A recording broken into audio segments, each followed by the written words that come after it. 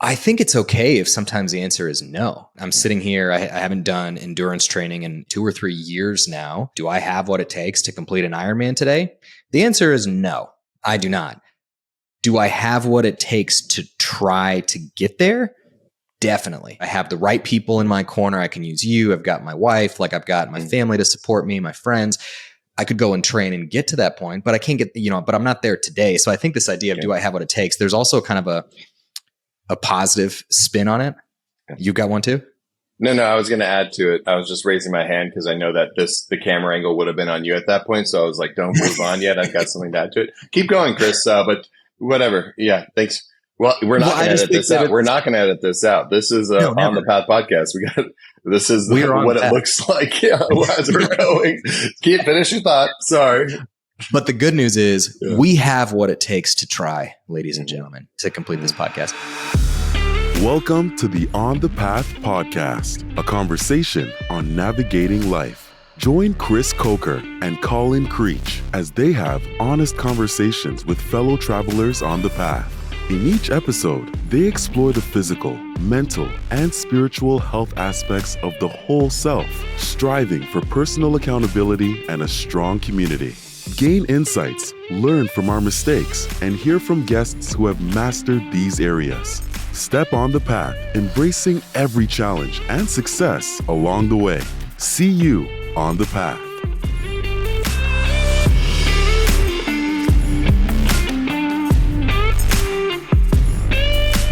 Welcome back to another debrief on the path. This time we're doing Eric Ballester.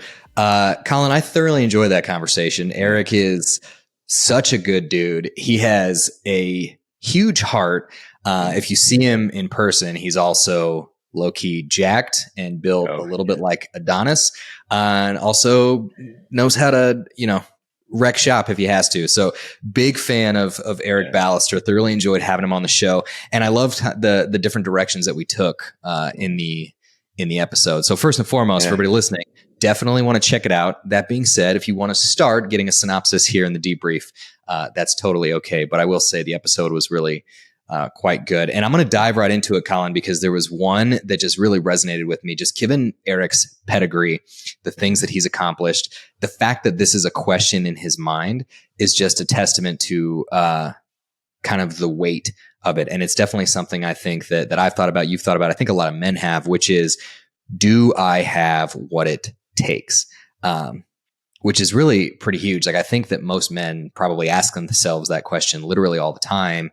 And I think a lot of times we're maybe thinking like, I'm not sure that I do. It's that inner voice that sometimes can get in the way of us pursuing what it is we're trying to pursue. So I'm just going to dive right into it. This question of, do I have what it takes? Where does that take you? I think, also the context for it really fast is he's a tier 1 operator in the military. And for those of you not from the US, or probably most people that don't care about the military just because a good chunk of our life was in it, but like he has reached the highest levels of the military. And there's that question for him too, is do I have what it takes? Because physically, mentally, there's so many battles you have to overcome. But then when I think about it, then for my life and other individuals, if you're a man listening to this podcast, I bet once a week we're like, do I have what it takes? There's got to be once a week where you're like in the shower, like, oh no, this overwhelming sense of am I living into my purpose, and do I have what it takes to stay on the path and make it, through this journey of life. And it's a tough one to navigate because you won't necessarily know until you go through whatever it is and come out on the other side.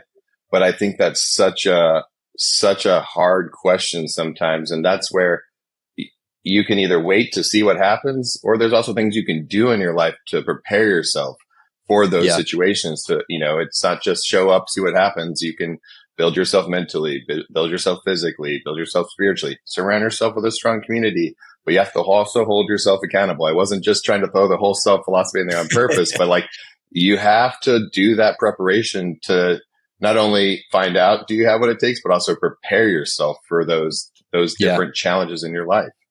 Yeah. And I think an important context, or an important nuance to this, I should say, is I think it's okay if sometimes the answer is no. Like, I think it's okay to be pragmatic, right? Like doing an Ironman, right? I'm sitting here. I haven't done endurance training in like 2 or 3 years now. And if you were to ask me, do I have what it takes to complete an Ironman today? The answer is no, I do not. Do I have what it takes to try to get there? Definitely. Like I have the intestinal fortitude. I have the right people in my corner. I can use you. I've got my wife. Like, I've got my family to support me, my friends. I could go and train and get to that point, but I can't get, but I'm not there today. So I think this idea of do I have what it takes? There's also kind of a positive spin on it. You got one too? No, I was going to add to it. I was just raising my hand because I know that the camera angle would have been on you at that point. So I was like, don't move on yet. I've got something to add to it. Keep going, Chris. But whatever. Yeah. Thanks. Well, we're not going to edit this out. We're not going to edit this out. This is On the Path podcast. This is what it looks like as we're going. Finish your thought. Sorry. But the good news is we have what it takes to try, ladies and gentlemen, to complete this podcast. And that to me is, I think, an important point. Is first of all, like, do you have what it takes is a question we should be asking ourselves. But if it's coming through the lens of like self-doubt and lack of confidence, then that's something that you absolutely should lean into the people in your corner to help you through. Because it's okay if the answer is no. But when it comes to, do I have what it takes to try?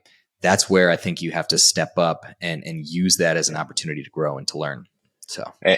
And that's what I was trying to get to, is you're going to hear a lot of different voices in your head. When we were, about to launch this podcast, 3 months before we actually launched the podcast, we had some disruption, we had some hiccups, and we both were saying we were committed, but we both admitted too, we've got voices in our head. I got a new job. I moved. You get a new job. We had so many reasons to just say, hey, let's wait till life's less crazy and then we'll do it. And that's those little voices in your head that are playing it safe. They're protecting you. They're good voices sometimes. But I think that really goes back to the concept of surveying your behaviors, also thinking about those, what's the color of your thoughts? Again, back to surveying your behaviors. What serves me in a positive way, or where is this voice coming from? And I know you're good at this, and I would love to hear your thoughts as well. Like, what are those? How do you survey your behaviors? How do you know what serves you in a positive way? And that might also help you understand, do I have what it takes, or do I actually need to pause something, or do you need to adjust my focus? Yeah. It's a good question. I think one is the prerequisite for the other. Like, surveying your behaviors comes first, and then knowing what serves you in a positive way comes after that, right? Like, you have to do the assessment first to then figure out what should stay, it's literally like an AAR, an after action review for those that are unfamiliar with the military terminology. Wait, so were you in the military? For a day or two. You can see the stuff in the background. Oh, wow. Wow. Everybody, if you didn't know this, Chris, I guess, was in the U.S. military. That is crazy. I didn't know that. But if you are interested to learn more, episode 2, Who is Chris Coker? I encourage you to go listen to it. That's a pretty good pullback. Well done. The important thing that I want to kind of tease out from Eric's episode, like, surveying behaviors, is the way to do that for ourselves. Like, the analogy that I use is like, let your mind's eye observe you in your own interactions, right? So like, if I'm having a conversation with my boss or with my spouse or with my kid or a friend of mine, and I want to kind of assess how it's going, I'll try my best to like internalize, like, what does it look like from somebody else's vantage point? Like, if you could be a fly on the wall when I'm talking to my boss, like, what are you seeing? Because I think that lives into the spirit of accountability, personal accountability. We're saying, like, it's not always on the other person, because sometimes you walk away from a conversation with your spouse, your boss, your friend, and you'll go, that one was on them. Like, I didn't do anything wrong. If it was a little bit of a sour conversation. But if you could have been a fly on the wall, or you could have had your mind's eye, like, watching you, there's probably an opportunity for you to assess and survey your own behavior. The other piece that I would tease out a bit is ask others. That's the point of having a strong community. Like, you have a bias on your own behaviors. You do, I do. It's just how it works. We're only human.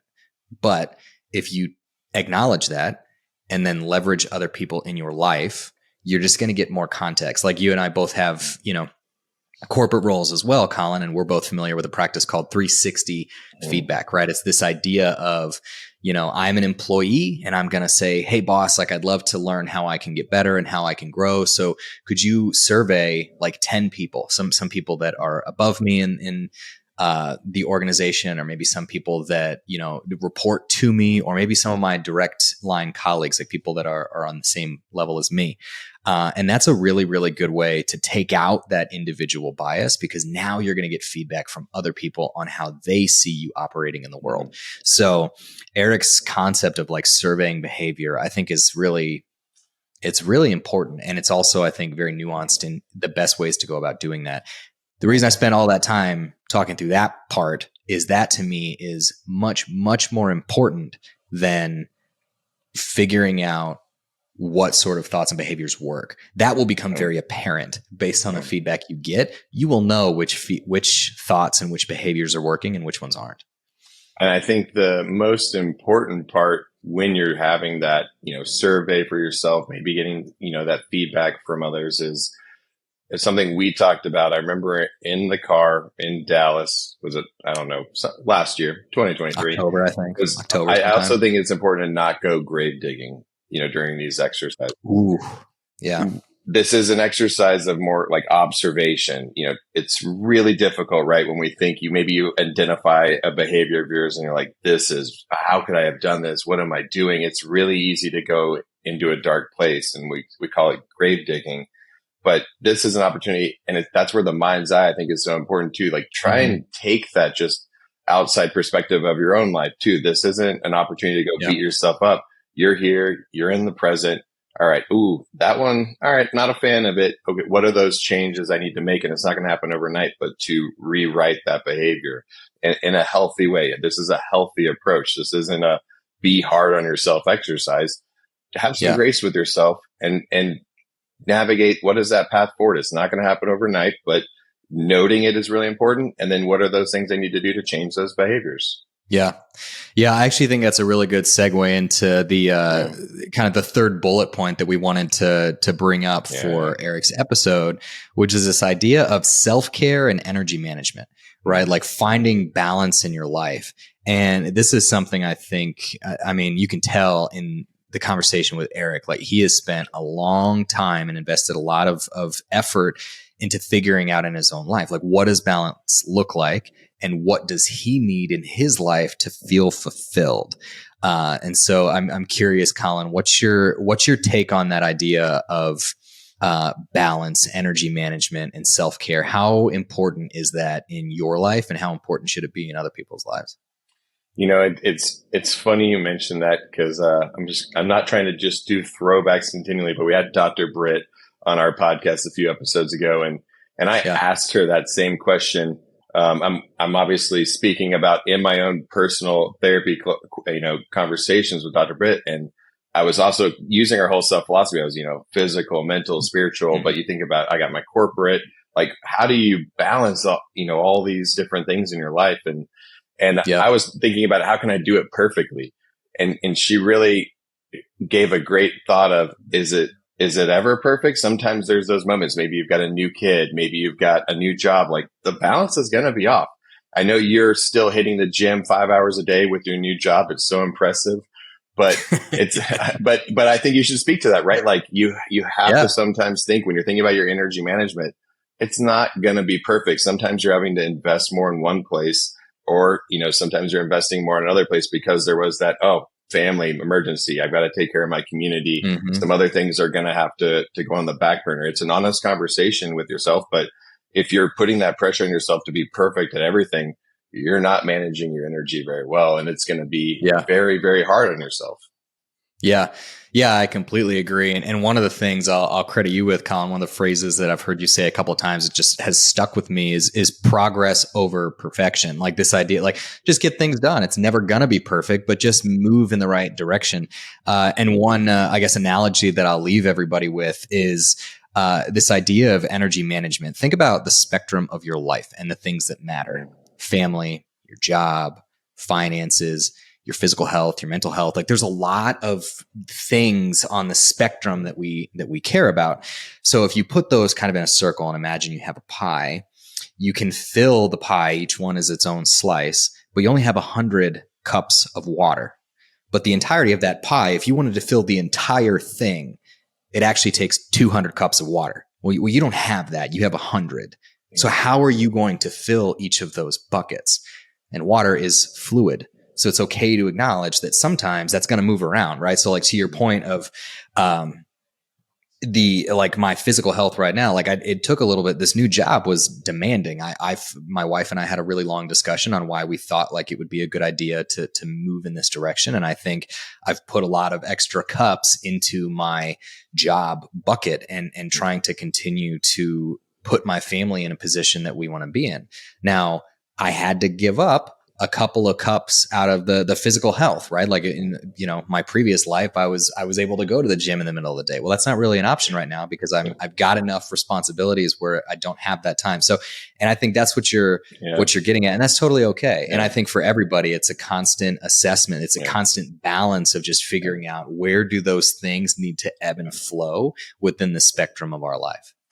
And I just think, that this was such a fun episode.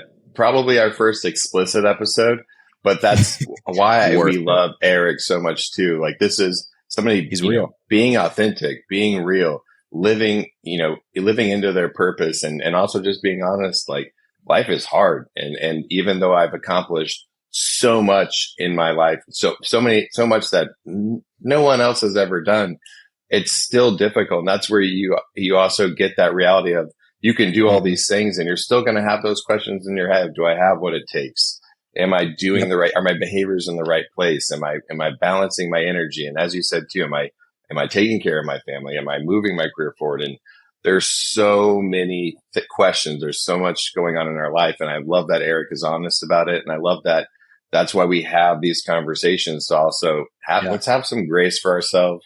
Let's have some time to reflect. Let's make sure we're being honest with, those in our community, because that strong community is also what's going to help get you through some of those hard times because you don't have all the answers. And I just appreciated how honest he was. And he's such a great dude. And people think he was in the military. He looks like potentially a caveman, but he is just one of the best humans. And that was a great episode. I really appreciated it.